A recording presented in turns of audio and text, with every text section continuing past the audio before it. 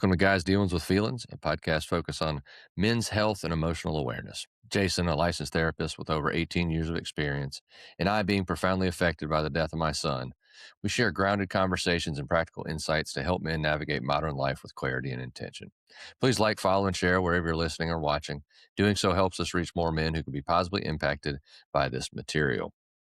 You can find us on Spotify, YouTube, Apple Podcast, Instagram, and TikTok under Guys Dealings with Feelings. What's going on, Jay? Yo, morning. Doing all right? Doing all right today? I'm doing all right, All man. right. Doing all right. We're going to try and tackle shame today, and we get into something most of us really aren't going to admit out loud. It's most of us carry it in shame. It's not guilt necessarily, not regret, shame. It's a quiet belief that something is wrong with me, actually me, my identity, that I'm not enough, not successful enough, not strong enough, not disciplined enough, not worthy.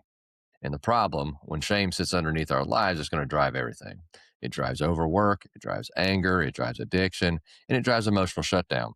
So today we're going to try and separate some of the things, separate shame from guilt. We're going to unpack how it's going to form, how it hides, and then how we can begin rebuilding a real sense of worthiness. Not our ego, not being cocky, but a grounded worth of self. And this is one that I don't think I've attach it to the word shame. Maybe I should, but not being enough, I attach it to that. And maybe that is shame, is I'm not good enough. And so that equals shame. And, we'll hash some of that out. First thing we're going to tackle is the difference in guilt and shame. Guilt being so that I've done something bad versus I am bad. Guilt, we can have a discussion on it, not necessarily today, but there can be some productive stuff that comes from it. It can drive us to be a better fill in the blank here. We don't want to feel that way, but shame's going to attack our identity. We've discussed how important identity is on a previous episode. And we're not going to admit that we're feeling shame. Like I'm starting this conversation to say, I don't even know that's what it is, but it shows up in defensiveness, perfectionism, avoidance, emotional numbness, and aggression. And the danger is shame becomes part of our identity and not just the momentary of emotion like a guilt would be. And so I think that I definitely set value where I shouldn't. And in a lot of cases, especially when I'm putting it on myself and what I can provide. And I just, I worked on it, gotten better, but I got to keep working on it because it leads to this other bullshit. And I was talking to a mutual friend recently, and he's the overworking and just won't pull off the damn throttle. And I'm like, you got to pull off the throttle because we're pushing 50, and we're on the other side. Balance is good. We're on the other side of the half, and if just looking statistically speaking, at 50, we've already got half in the books. So I see it in my friends, I see it in myself. And so I know it's ever present with so many of us, and we can kind of get into how it comes about, uh, as far as in our childhood when we're picking stuff up or neglect, trauma, and repeated failure. This might be me, repeated failure without support and or conditional love, which is some I'm proud of you when you do your homework or when you clean up or when you act responsible or when you're a big boy, things like that. Uh, I can see that how that was embedded in me as a young child, and then of course the traumatic events. But I don't I see the value in my growth from the traumatic event. So that's value I know I can quantify and I can pass to others, and that of course what we're trying to do here. But the other places I can see that it really infiltrates my journey, my whole experience, Yeah, yeah, yeah. because you're trying to fulfill the shit that you feel short of, whether it's money or attachments or friend, whatever it is. And you seem to ignore all the other good shit because you think that this thing is the biggest worst. Yeah, yeah, yeah. So, and I don't know if that's something you deal with, historically you've dealt with or what, but I just know it's Yeah, yeah. common. It's in me, Sure, and sure, sure, sure, sure. Absolutely. It's not something that I experience anymore. Ever. Ever. And if you were to ask my wife, I know she would describe me as always taking responsibility for what I'm putting in the world or what's coming through me, you know what I'm trying to say? So I can apologize freely from the position of clarity, right? Not not shame. If you really think about it, if someone is apologizing from the energy of shame, it's about them feeling better. It's about getting rid of that. So the way I guess just in this moment, what came to mind, right? The way to talk about it is maybe just what we're not told about ourselves. We're not told about the nervous system, energy, body mind complex. It's not information we get in this culture, right? So if you get into a word like shame, or so now we're in the field of emotions, right? Well, what is an emotion? It's not generally a question we spend a lot of time with, you know. Like, well, what is it, right? So it's energy and motion, right? And we weren't told about energy, right? Um, the energies that just naturally occur, right? For somebody in a human experience, there's just natural things that happen, right? Energies that flow through, come up, right? Um, and so typically, when we're talking about shame, um, I can just sort of give a general way of thinking about it. We call it shame because of the thoughts that are associated with the discomfort that's occurring in the body. Okay.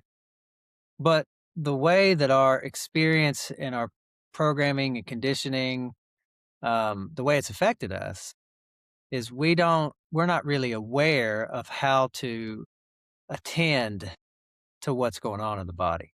So generally, when that really uncomfortable energy is with us, it will naturally bring identity distortions generally because it refers to the past, because the energy is related to the past. It has historical implications. Okay. Right. And so, but what happens when that energy comes up, all our attention, like a flashlight, goes into the thinking patterns. And they'll generally be social in nature or something that, you know, it might have theological roots. I mean, one of the uh, major, I think, at least as far as I can tell, one of the major things that many uh, Christians come up with or are taught is that the body is sin, like, right, flesh is sin, like, you know, and so it's just another contributing factor for us not being in touch with uh, feelings and like what's actually happening. And so essentially what happens is there's this agitation, there's a an energy that's here, and all our attention goes into the thoughts, and we don't know how to just bring our attention back to our body and relax and really be with what we're feeling. And I think I guess I don't know, this may be the difference in the guilt and the shame. You know, I'm bad. I created a belief as a child that I'm not this isn't me yet. We'll get to my example, what I'm thinking I'm dealing with. So you're stupid, you're an idiot, this, that, and the other. We'll get to that in a minute, self-deprecation, but uh, being told that. And so you just grow up feeling that. Or I don't know, some traumatic and embarrassing situation happened, and now you feel that moving forward as a man. You deal with that in size of body and body parts. You can deal with those things, and I get that, and that may be really what uh, is is the topic. My thing is, I I need to have more financial proof of my value versus the Oh, actual whoa. thing that has the I value. got you.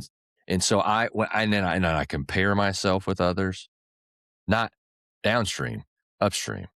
This person, well, they've been able to do that. We're the same age. You know, I feel like I'm just as intelligent as they are. I've just made bad decisions, and so that I need to keep calling higher. And so I think that that one is the quiet one that kind of hides on us, and we don't feel its shame because, you know, I guess the negative that most would associate to it is the decisions that I've made that haven't landed me there. I'm ashamed of that versus I'm ashamed I don't have the money. And it could just be it's an identity issue. I don't know. I don't know what the fuck it is. I just feel like that may be something that hides on people, like our buddy, who doesn't. You know, these aren't. I don't do things that are. Yeah, yeah, I yeah. feel guilty about I ever. can I can say it. Now, the level at which we relate to it is gonna vary, okay? One of the most consistent things we experience is a sense of lack, right? Like something is lacking from our experience, right? And so then that means and the way we've been programmed is to imagine that something has to be included, in the experience. Does that make sense? yeah, Okay. it makes All sense right. why they did it to us, and it makes sense that it was done to us. Yeah, yeah. But at the core, all that's missing is our attention being fixed on the present. It's literally all that's missing because for anybody going through this human experience, if you're able to develop in the direction of presence, being moment to moment experiencing your life, right? Then you're going to be experiencing yourself outside of everything that you've been conditioned to think about yourself and other people, honestly, right? And so what's actually missing is our connection to ourself right now, right here in this moment, right? But that's just a really unfamiliar concept to us in ways. Um, so what's lacking is our attention on now. That is the nature of our suffering. It's that our attention's always divided. And that's because there's this sense of lack here that we can't touch. We don't really know what it's about, right? Right. And at its core, it's about the way we feel separated from all of life. Like for many humans, for our experience now is that we're separate, right? Mhm. Um, that's just a a mirage. It's a figment of our imagination. It's a product of conditioning, and it's a product of our body being out of balance and disconnected internally. So we, we don't we don't feel ourselves to be a part of things because when our body internally is disconnected, so the left hemisphere is not talking to the right hemisphere, and the frontal lobe's not talking, so everything is disconnected, right? You could say what that does to us is it closes us down because we're consistently experiencing energy that we don't know what it is, and we think it's related to stuff out there. Or we consistently get triggered and we don't know how to attend to our own interiority, so we think it's about that out there. You see what I mean by that? Does that make sense what I'm Mhm. saying? Yeah. Right? And so, we're missing a deep connection with our interiority, right? Because, if you really reflect on what you're describing, if that's happening, if it's ever like loud where there's that comparison happening, right?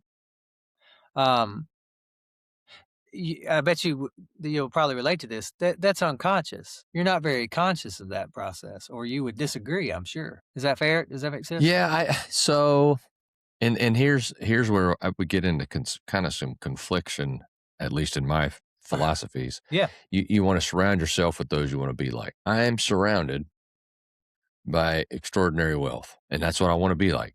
And it's motivating because I know I got more to climb on the ladder to get to where they are. But then in the fucking background, they're doing better than than me. Yeah. In Yeah. Yeah. reality, Yeah. is Yeah. Yeah. who the fuck knows how they're doing? They could be living check to check, they just got really big checks coming, and they could be absolutely miserable. But I'm focused on exactly what you're talking about, which is the external. Well, And, but think about this for a second, because the way I relate to what you're describing is that it's actually about freedom yeah, because I would at the like to be core. able to, yeah, I'd like to, yes. Right. You know, well, I was going to say unfortunately, but that's not really how I want to say it. The freedom we're seeking is in here. The It has same nothing to point, huh? do with out there. So the freedom that we're seeking is being free of all these torturous ideas, free of this sense of separation, free of the idea that you are the one that's actually going to create all the wealth in your life. Where do you think that wealth comes from? Well, how would you take credit for it? You understand what I mean by that? Uh, now, I would attribute it to God. Now, when I use that word, I don't use it in a way. And I say that it's just used because it's a general word that's used across the planet. The image that happens in my mind as it relates to that word is incomprehensible. There is no image. It's just it's just infinite intelligence. I don't have, but I know that I didn't create this world. I didn't create things. I don't create things flowing in my direction. I can't do that. I can't make atoms and molecules and shit. I don't know how to make planets. So it's really the ego that says, I'm the one doing this. I'm the one that's going to make all this happen. Right. Um, and then so we can't even see that what's actually happening is we're looking for freedom, and we're actually looking for freedom from that voice that says we're not enough. We're looking for freedom from the voice in our head. Well, what's to the pushback what says, well, okay, well, if I just sit in my house and wait for, and I'm not taking lightly what your use of the word God, so don't take this as a smart aleck comment. But if I just sit here and meditate and wait for God to bring me wealth, is I don't know that it's going to show up. Whereas if I'm confident in myself and I'm confident in the skills that I've gained up into this point, and I take action and I take risk and et cetera, then Yeah. I will have opportunities. I'm not taking it away that God still did it, but I got to take some action as the human I'm here with you. too. I'm with you. Yeah. So part of what you got into there a little bit is related to the concept of acceptance and surrender.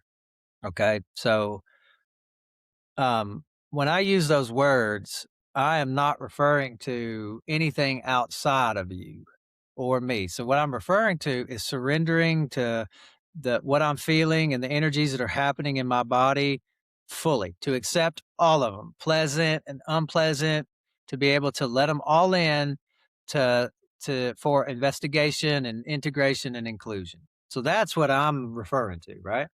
So that doesn't mean a lack of participation, right? We're participating in life, obviously. Have to. But what I'm advocating for is participating, so are you, is participating through the lens of wisdom. And if I haven't, I guess, woken up any, healed any, began to think for myself outside of conditioning, then it might be the case that I'm chasing my tail and that I'm actually chasing this concept of freedom. And then when I get there, it doesn't feel like that, which is often what happens with people. We have these imaginary ideas that when we lose weight or do this or do that, then things will be different, right? And I think most of us are familiar with that not being, that not lasting very long, right? It's because what we're looking for is in here. We're looking to connect within here on a deeper, deeper plane, on a deeper level. And that's how we get free of discontentedness, conditions from the past, right? That's how we get free of going and chasing what our culture says is going to equal happy, is going to equal we're okay, right? That's the that's like chasing shifting sand, right? Y- So y- because you can find anybody. And you can find someone that has $1 million in the bank and is completely insecure about money, totally afraid, holds on to it, is not generous, No, I his know these people. community or her community. Yeah, okay. So I know so these people, yeah. right, right. So and that's I would suggest that those people are still suffering under the conditioning of being separate from life and that they're in a dog eat dog world and it's all about competition. Uh, that's not the world that that's not the way I understand the world to be. I understand that's actually a way to perpetuate one's suffering at the deepest level.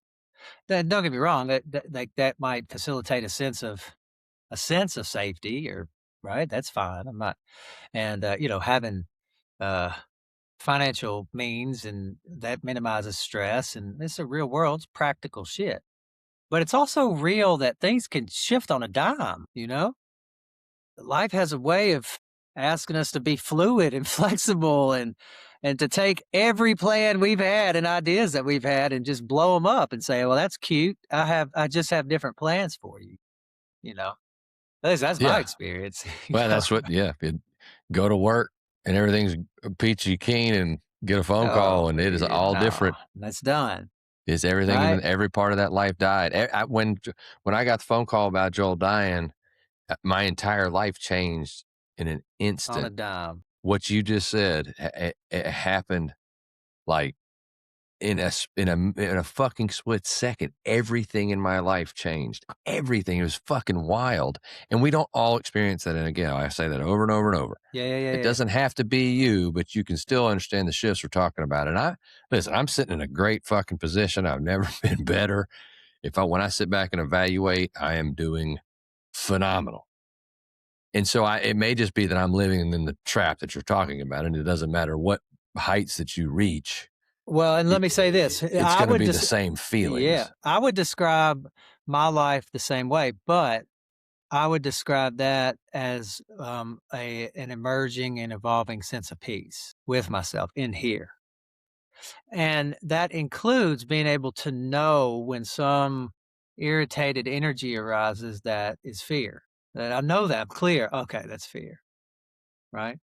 Um, so that's in the direction of freedom, right? So what happens now if some agitated energy arises, people don't know about energy, right?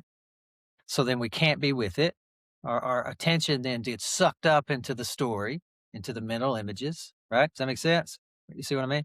And and we suffer. And it's because we don't know that you don't need a concept. You don't need to call it anything. You just need to know that it's an uncomfortable sensation in your tummy that you need to take care of and just give it some attention and be gentle. Just like relax, just uh that's how you work with shame at that level. This is how we get caught in the trap of conceptualizing energy. And so we call it shame. It's just energy. It's just unpleasant energy that that our system can't tolerate. Doesn't know what it is. It thinks it's us. It's just energy. Hmm. You see what I mean Yeah, by that? yeah, Yeah. yeah, We yeah. I identify do. with it. Now this is happening unconsciously. That's why we can't disagree with it. That's why we don't know it as an object. That's shame. That's an uncomfortable energy or that we're calling shame. And so I just need to okay. Stay right here with it and relax. All that shit. I don't need to pay right? That's what I do with mine. I'm like, Yeah. If I'm you out dig here a little grinding. deeper, you dig a little deeper, under that you'll find fear, Yeah. There's no. I know right? mine is fear bigger than shit. So I I wonder I why we know it call it is. shame. See, the way I relate to it is we call it shame because we haven't gotten to the truth of it yet. You know, a lot of mine's fear and some of it is comparing. Some of it's if But I don't but but have but but why would the comparison be happening? Because we're afraid we're not gonna get something we think we need. right. You see what I mean by that? Yeah, yeah, yeah. You can get the fear under it all, and that's just a conceptual word. You can just get to really heavy energy. Just that it's just really agitating. It's hard to stay here, stay at home with it, and be with it, right? Mhm. Um, we move, it animates us. We move from the position of fear Yeah, all the time, some of the things I've got listed all the down time. here is just need to work harder. I can't. Yeah, I can't let them see me struggle. If I slow down, everything falls apart. If I fail, I'm a failure. And the shame pushes us towards the imbalance in different areas of life, family work, emotional shutdown, isolation, control. And this exposure feels like death to our ego. And our worthiness, this is the thing, and this is the key. Worthiness is not earned through performance, where most of us are conditioned to believe worth equals output. And I think that's where I'm falling: money, status, strength, Yeah, yeah, yeah, competence, yeah, yeah. sexual Yeah. success, being needed. But if Yeah, worth is yeah. a performance based, then it disappears when the performance drops. And Yeah, and so I and my s and my experience tells me that worth is a birthright. that's right. True worthiness is inherent, not granted. We don't earn oxygen. We don't earn existence. You don't earn Yeah, yeah, yeah. humanity. We're a cosmic event that Yeah. hasn't even woken up to the idea that we're a cosmic event yet. So yeah, it's implied, you know. We're not going to judge the value of a flower. I mean, if we do, then that's a egoic sort of arrogant thing. You know what I'm trying to say? Or the value of the sun, I just is. The value of a star, it just is. Must serve some purpose. We don't even question it, really. You know what I mean, right? Well, that's what us. You know, we're just so disconnected from like the grand scale of who we are and what we are. We're trying to scrounge it and find it here in the world. You know what I mean? But it actually comes from getting in touch with our deeper self, right? And that generally includes healing and healing our neurophysiology and from the conditioning and programming and right. We're actually healing from the story because the story that the mind tells us is always very limited. It doesn't have a really broad, deep perspective. It's very judgmental, right? Hmm. Um, and so, like for instance, like the past, if you really understand what I mean, whatever's agitating us about the past, e- and listen, I experienced tons of abuse. But whatever is not but I'm trying to make a larger point that whatever we went through, right? It has to be related to a limited interpretation of events, right? Expound on that. My mother wasn't there for me. Well, but why? Your mother's having a human experience. Let's talk about that. Let's talk about having a nervous system, what it means to not know. You see what I mean? So automatically, if that resentment, it would be based off of a limited perspective, Got right? it. Hmm. A very self-centric perspective. That makes sense what I'm saying? Yeah. And so the story always is limited to that self-centric kind of idea, and so the what the story is always giving us a limited vantage point. Yeah, it's it. That's our lens. Our lens is always so dialed in through the life events and beliefs we've created Mhm. and blah blah blah blah blah. All the shit we go over. Yeah. I, I and I know that's where mine's painted. And I've done a ton of fucking work towards it, and I'm doing great. I'm not near where I used to be, and I'm not near where I used to be financially. I'm doing much better, and And that would be related to, I would suggest. So I would suggest your life now is more proportionally related to service. It's not proportionally related to satisfying that lack. It's now more related to your cup overfloweth internally, right? And so now you have a deeper maturity and responsibility. You see what I very mean by much, that? yeah, So in the very much. past, it would have been related to an immature awareness, right? And an inability to really be okay in oneself. And so we would have been very addicted to things, to trying to get things from outside of us to fill that hole, to satisfy that lack. Does that make sense? And so Yeah, so then money just seeps through, we're not a good steward of it, right? Yeah, that's some of the major changes I've made. It's the changes. That's what I would suggest. I relate to abundance maybe. I don't know if that's the best way to say it. I've heard it put this way. That's the most honest way to say it. That it's 20% strategy and 80% frequency. What are you attracting? That's just I've heard that. I don't know. Because I know in my life, listen, I actually at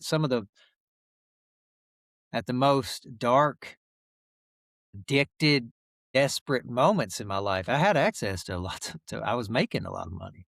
So it is kind of counter to that notion, but I have heard that that but but if I'm reflecting on it now, hell, I'm sort of rambling. If I'm reflecting on it in my own experience, I would say it's more about stewardship because then we're more disciplined about how it flows. Yeah, that's where I am. I have, and with everything, there's stages in this shit, but Yeah. go from trying to achieve happiness through purchase. So think all the shit you buy, and then you wonder why you're broke. Well, it's because you bought all this shit you didn't totally. It's all And it's not doing it. liabilities. None of Yeah. it are assets. And then you begin. Then there's a switch, and you're like, I'm not buying anything that's not an asset. And so you have a total mind shift of when you buy something, you don't feel good about it because it was a liability, and you're like, "Fuck, I shouldn't be spending my money on that." And so I learned to make sure I'm balancing it more heavy on the asset than liabilities, and then so then now I'm judging myself for that's too many liabilities. You're buying, you're spending, and And that so would be fear. See, right in that moment, what you're calling judging myself is actually the energy of fear in that space. That's the only reason those thoughts are occurring. I should do this, or I've done this, or oh my God. You see what I mean? If you mhm. drop down below the surface, hold on. Why is that even happening? Because there's some energy down here that's affecting it actually is producing the thoughts, right? But we don't know that. And so we miss it as fear. We don't it happens in the shadow. It happens in the unconscious. No, we don't even know it's there. But it's affecting. Yeah, clearly I'm just voicing how it's It's affecting my in. life. Yep. Yeah, and it doesn't matter. Like I said, it doesn't matter what level I get to. You're just looking at it. And now you've changed perspective, and you're looking at just because I'm got a year safety, I don't have 5 year safety, and I'm clearly going Yeah. to live more than 5 years. Yeah. So Yeah. that's how it goes. So here's some interruption framework that I need to implement in my life a little more, and that's so here's our tool. It's use it real time when we're feeling the shame spiral begin, and the goal is to interrupt the identity attack and restore behavioral clarity. It's kind of what we've been touching on. Yeah. So we catch the identity statement when something goes wrong. We're listening for things like "I'm an idiot," "I always mess things up," "I'm not good enough," "I'll Yeah. never Yeah. figure this Yeah. out." Yeah. Yeah. Yeah. And that And was the I'm one I was. trying and I wanna help people, well, it's like a mission now, right? It's helping Mhm. us understand that that language is fear. And detrimental. It's fear. Yeah, I mean, generally in our lives when we are moving from the frequency of fear, I don't it doesn't generally move in the direction that we imagine. You see what I mean by that? Yeah, that's a good way to put it. I say detrimental, you say it. We're not moving in the direction we wanna move. Yes, Yeah, yeah. it'll fuck us Our up. our lo the You greatest potential. Yeah, because you calling yourself an idiot, it's getting heard in there somewhere is it's not it's just its thing to hear if we're fucking up or not, and it hears that, it's like, "Oh, no," and that's going to change our trajectory. So, we're gonna convert to behavior language, which is it's gonna separate us from what happens. So, instead of, "I'm terrible at this," that decision didn't work. Instead of "I'm a failure," that attempt failed. So the behavior can be changed in the identity statements that are trapping us. So step three, we're going to ask the root question of what am I making this mean about me? And then is that objectively true or is that just old programming? So this exposes the hidden belief underneath the emotion. And, shame An example would be shame's going to distort the events into an identity conclusion. A business deal falls through that translates into I'm not cut out for this. You know, you have an argument with a spouse. I'm a bad husband. Parenting mistake. I'm failing my kids. Weight gain. I have no discipline. And the bottom line is behavior is not identity. And that's kind of what Jason was getting into. We can't project it to our whole, or we fuck up or have it didn't work. You're not an idiot. It just didn't work. Now Yeah, yeah, yeah. I And I don't know. and in my experience, this is a very, very, very big leap, but and so we don't generally, um, but it is possible for us to understand that when things don't work, that's a good thing. It is it's available to us. It's possible for us to relate to life that way. That what flows is meant to and what doesn't, doesn't. Our job is to continue to participate, to try to be of service, to try to heal, to try to, right, express our greatest potential and leave the results out of our hands. That's the idea. Yeah. And it's It's it's a a very little easier challenging way to live. yeah, a little easier said than done for sure. But A I've little. definitely, and I've seen so much progress that I know it works. This shit, you get away from that, just running yourself into the ground. And um, I think something big that I've paid close attention to in my life is just don't make the same fucking mistake twice. Don't keep doing the same dumb thing if you Yes. classify it dumb. And that goes more. I'm so few and far between on And just, and that is helpful if we and what it grows into is, yeah. And when it grows into is, you kind of stop stacking bad decisions. But what really grows into is you'll come to a point in life, this is where I'm finding myself at this point, that both decisions are okay. Neither is just a terrible decision. Hard decision could have negative effect decision, but that doesn't mean that one's right or wrong with the information I have. After I make the decision in 5 years down the road and I can reflect and say, that wasn't a good decision. Well, that's because I have a lot more information at that point.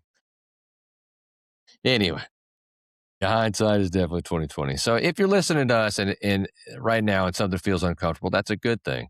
Shame's going to survive in silence. The moment you're going to bring awareness to this, you're going to start to weaken it. You're not your worst decision. You are not your past. You are not your lowest moment. And worthiness is not something that you achieve. It's something that you recognize. The more that you can separate who you are from what you have done, the more freedom you gain. And that freedom, that's where the real strength is going to begin. And that's, I think, what we're all pushing for. Okay, this is all work stacked upon work stacked upon work. But if you're getting there, I think just keep going through the steps, and we're going to get there. And I'm right there with you. And as always, we sure appreciate you for giving us your time. It's your most valuable asset. And until next time, stay in the fight. The world is a much better place with you in it.